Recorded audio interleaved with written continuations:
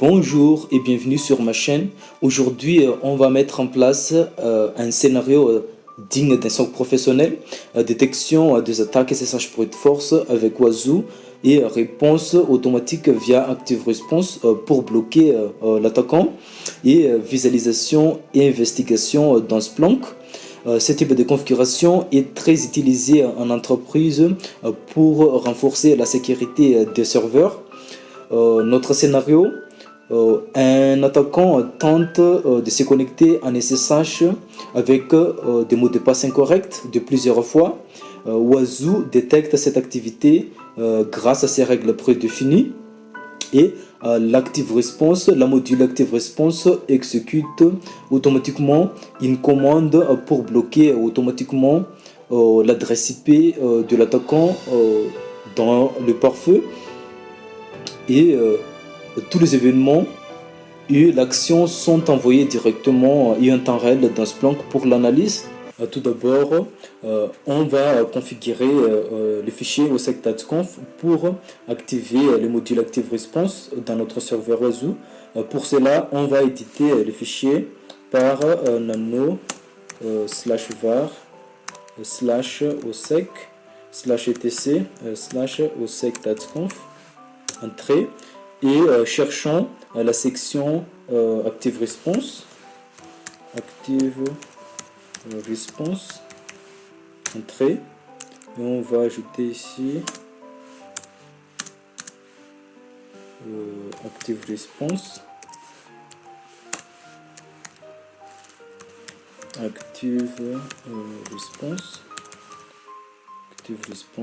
Voilà. Commande feral drop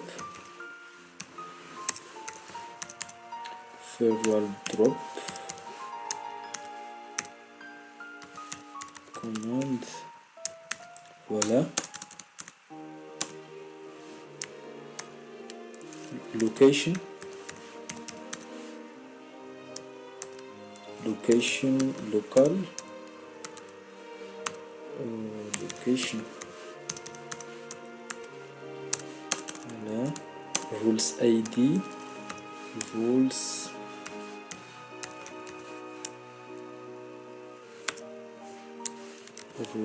ID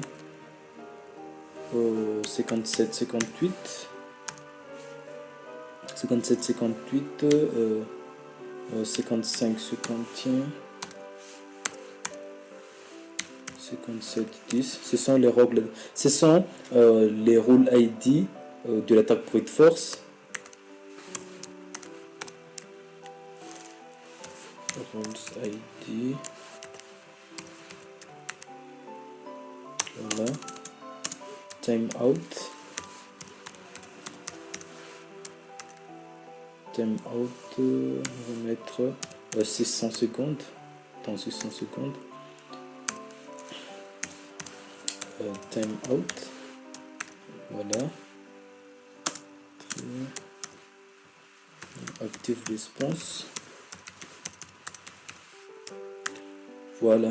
Ici, nous configurons la commande feral drop pour bloquer l'adresse IP d'un attaquant pendant 10 minutes, 600 secondes, de que les règles d'attaque brute force SSH est déclenchée. Et après, on va enregistrer ces fichiers par CTRL-X, yes, entrée, et on va redémarrer notre Wazoo Manager par systemctl, restart, Wazoo Manager,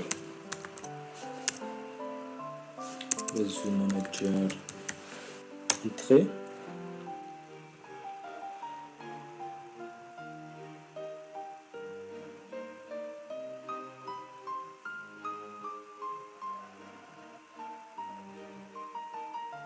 Il y a une erreur, voici notre erreur.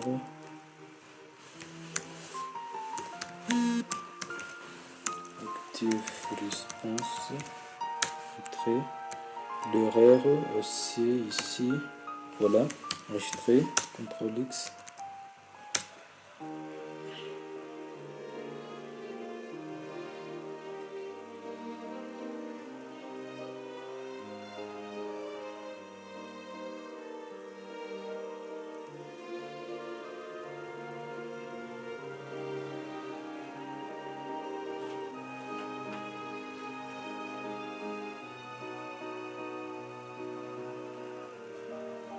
Voilà.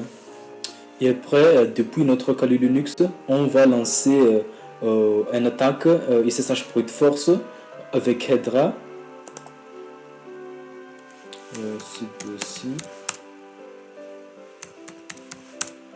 Tout d'abord, on va vérifier l'adresse IP de notre machine attaquant par IPA. L'adresse IP de notre machine attaquant ici, c'est 192.168.56.114. Et on va lancer l'attaque brute force Hydra. Voilà, entrée. Et dans Splunk, on va rechercher l'index Wazoo Alert.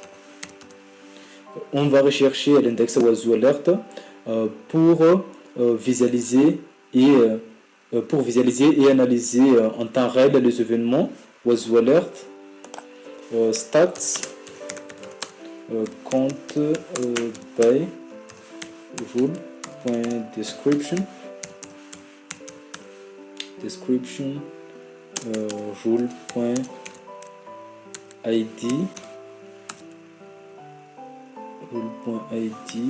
data source IP. Voilà, et on va mettre en temps réel.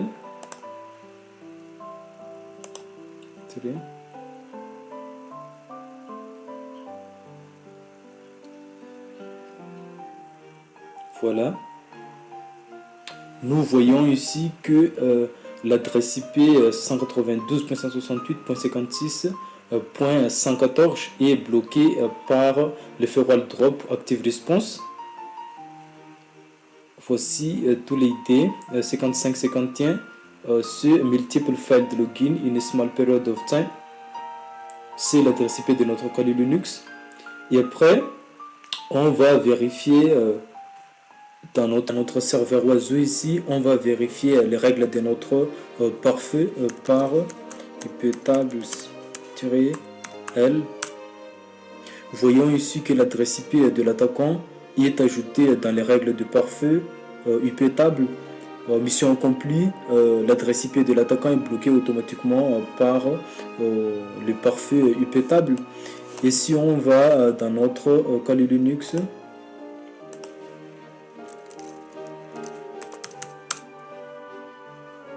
on va lancer la commande ping.